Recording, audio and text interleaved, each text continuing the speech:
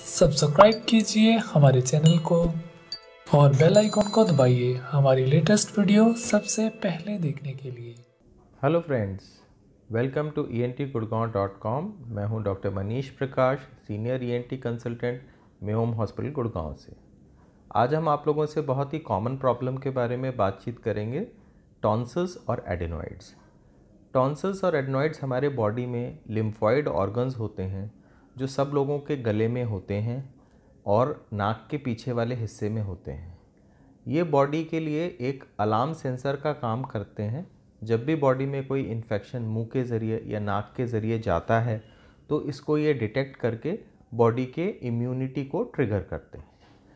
कभी कभी हम देखते हैं कि ये अलार्म सिस्टम में प्रॉब्लम आ सकती है क्योंकि इसमें इन्फेक्शन कोलोनाइजेशन हो सकता है, माने कि इन्फेक्शन वहाँ पे घर बना के बैठ सकता है और इसके वजह से हम देखते हैं कि ग्लैंड्स का साइज़ भी सूज सकता है, बड़ा हो सकता है और इसके वजह से हम देखते हैं गले में दर्द रहना, बार बार बुखार आना या नाक बंद हो जाना, रात में मुंह खोल के सांस लेना या फिर गले में गांठें बन जाना, इस तरह के सिम्टम्स भी मिल सकते हैं। अक्सर हम देखते हैं कि छोटे बच्चों में ये प्रॉब्लम हो जाती है जब उनको बार बार गले में दर्द हो जाना, बुखार हो जाना होता है, वो खाना नहीं खा पाते, वो स्कूल नहीं जा पाते, रात में जब सोते हैं तो उनका मुंह खुल जाता है और खर्राटे जैसी आवाज़ आने लगती है और उनकी रात की नींद अक्सर दूभर हो जाती है। रात भर वो करवट बदलते रहते हैं और ठीक तरीके से सो नहीं पाते। जब इस तरह की समस्या होती है तो हम लोग बच्चों को एंटीबायोटिक की दवाइयाँ, नाक में स्टीम इन्हेलेशन, नाक में नेज़ल स्प्रे, इस तरह की दवाइयाँ देते हैं जिससे कि ये इन्फेक्शन क्लीन अप हो जाए और इनका साइज़ वापस से नॉर्मल की तरफ हो जाए और बच्चा अपने सारे सिम्टम से रिलीव हो जाए। कई बार हम देखते हैं सारे ट्रीटमेंट के बावजूद भी ये ग्लैंड्स बढ़े हुए रह जाते हैं और बॉडी को ये प्रॉब्लम क्रिएट करने लगते हैं। ऐसी अवस्था में इन ग्लैंड्स को निकाल देना ही बॉडी के लिए सही रहता है। इस प्रोसीजर को हम लोग टॉन्सिलेक्टमी और एडनॉइडेक्टमी का नाम देते हैं। आइए तो जानते हैं टॉन्सिलेक्टमी और एडनॉइडेक्टमी कैसे करा जाता है और इसके क्या क्या फ़ायदे और नुकसान हो सकते हैं। टॉन्सिल्स के निकालने के ऑपरेशन को हम लोग टॉन्सिलेक्टमी कहते हैं और कन्वेंशनली इस ऑपरेशन को हम लोग कोल्ड स्टील मेथड से करते हैं। कोल्ड स्टील माने कि हमारे जो स्टील के इंस्ट्रूमेंट्स होते हैं इससे होल्ड करके इनको डिसेक्ट करके और फिर सिजर से कट करके बॉडी से रिमूव कर दिया जाता है।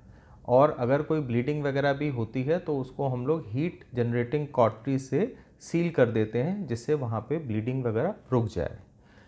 इस प्रोसेस से कई बार हम देखते हैं कि गले में छाले जैसे पड़ सकते हैं या फिर हम देखते हैं कि बॉडी में अल्सर्स बनने की वजह से रिकवरी का प्रोसेस लंबा हो सकता है, गले में दर्द रहना, खाना नहीं खा पाना की प्रॉब्लम हो सकती है। इस तरह की प्रॉब्लम को अवॉइड करने के लिए आजकल हमारे पास लेटेस्ट टेक्नोलॉजी, जिसे हम लोग कोब्लेशन टेक्नोलॉजी कहते हैं, इसकी सुविधा अवेलेबल है। कोब्लेशन टेक्नोलॉजी माने कि कंट्रोल्ड एब्लेशन वाली टेक्नोलॉजी एक ऐसी नई तरह की टेक्नोलॉजी है जिसमें कि हम रेडियो फ्रीक्वेंसी के द्वारा प्लाज्मा जनरेशन करते हैं एक वॉन्ड में, और ये वॉन्ड से जो प्लाज्मा बनता है ये हमारे बॉडी के जो टिश्यूज़ होते हैं उनके इंटरसेलुलर बॉन्ड्स को पिघला देता है, जिसकी वजह से हमारा जो डिजीज़ टिश्यू होता है वो हमारे नॉर्मल टिश्यू से अलग हो जाता है। और ऐसा बहुत ही मिनिमल ब्लीडिंग के साथ, बहुत ही मिनिमल पेन के साथ और बहुत ही मिनिमल कोलेटरल डैमेज के साथ हो सकता है।